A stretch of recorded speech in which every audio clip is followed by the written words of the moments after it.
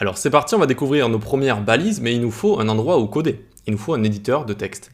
Il en existe beaucoup, il existe Atom, Bracket, Sublime Text. Nous on va utiliser VS Code, qui est un des plus populaires, si ce n'est le plus populaire. Donc on le tape ici, on vient Download for Windows pour Mac ou quoi que ce soit.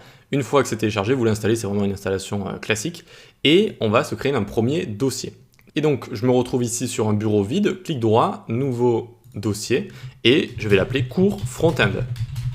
Cours front-end, très bien, on va pouvoir l'ouvrir avec VS Code. On clique sur l'icône qu'il y a sur notre bureau, ça va nous l'ouvrir, et on va avoir, hop, ceci qui apparaît, très bien, on va pouvoir faire File, Open Folder, et on va chercher le dossier qu'on vient de créer. Très bien, super, regardez, j'ai ouvert le dossier ici, on va pouvoir un peu voir ce que nous réserve notre VS Code de base ici.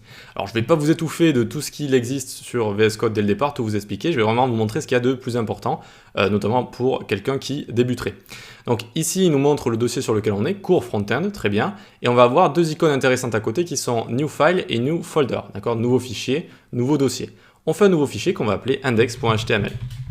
C'est très important de l'appeler index, ce n'est pas qu'une convention de nommage, c'est-à-dire que lorsqu'on va mettre nos sites en ligne, le robot du serveur va chercher le fichier index.html, ce sera notre page d'accueil si vous voulez, d'accord? Donc c'est important d'appeler index.html. Après pour les autres pages d'un site, on les appelle comme on veut, par exemple service.html, contact.html, voilà, ok? Donc ici on peut les supprimer, hop, donc j'appuie sur la touche supr, sinon vous faites clic droit, delete comme ça, hop, et on garde que l'index.html, très bien.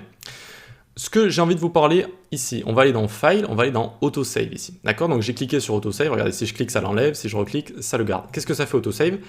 Eh bien si j'écris comme ça va enregistrer de base, ça va enregistrer toutes les, je ne sais pas, 0,2 secondes dès que j'arrête de coder. C'est très pratique parce que de base, eh bien, on devait juste faire des CTRL-S ou enregistrer notre fichier comme ça, et c'était assez embêtant, d'accord? Ici ça va l'enregistrer tout seul. Donc on va revenir dessus, vous inquiétez pas. Juste encore là, on a une extension, on clique. Enfin, on a une liste d'extensions qu'on va pouvoir installer. Et donc là, on cherche parmi les extensions, elles sont toutes gratuites. En fait, c'est des outils qui vont nous aider à coder. C'est vraiment assez sympa. Ici, on va taper Live Server. Live Server, tac, on tombe sur ceci, Live Server. Et ici, moi, je l'ai déjà installé, mais normalement, si vous ne l'avez pas installé, il y a écrit ici Install. Donc, hop, vous allez l'installer. Et à quoi ça sert le Live Server? Tout simplement, on va faire clic droit sur notre index.html, Open with Live Server. Ça va nous l'ouvrir sur un navigateur et on va pouvoir voir notre page web qu'on est en train de coder en temps réel. C'est vraiment très pratique, notamment couplé à l'autosave. Tout ce qu'on écrit, en fait, ça va s'enregistrer tout seul et ça va se montrer automatiquement sur un serveur. Voilà. Donc, on va revenir dessus juste après, vous inquiétez pas. Juste ici, on va créer notre première balise, c'est parti. On va créer une balise P pour paragraphe. Donc ici, chevron vers la gauche, P pour paragraphe, chevron vers la droite, et vous voyez que ça le ferme tout seul. Donc ça, c'est juste VS Code qui va faire de l'auto-completion, d'ailleurs ça va vous aider à fermer les balises tout seul, parce que fermer une balise, c'est assez embêtant, c'est hop, chevron slash P, ça prend un petit peu de temps, ça vous rajoute rien de la fermer tout seul en fait. Donc automatiquement, dès que vous faites une autre balise, par exemple div comme ça va la fermer tout seul. Vous voyez? Donc c'est assez intéressant. Dans cette balise P, on attend un paragraphe ou plutôt du texte. D'accord? Donc voici du texte par exemple. Voici du texte comme ça. Nickel.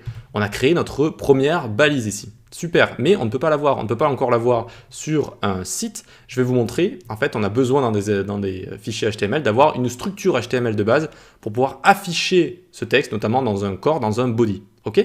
On va voir ça dans la prochaine vidéo.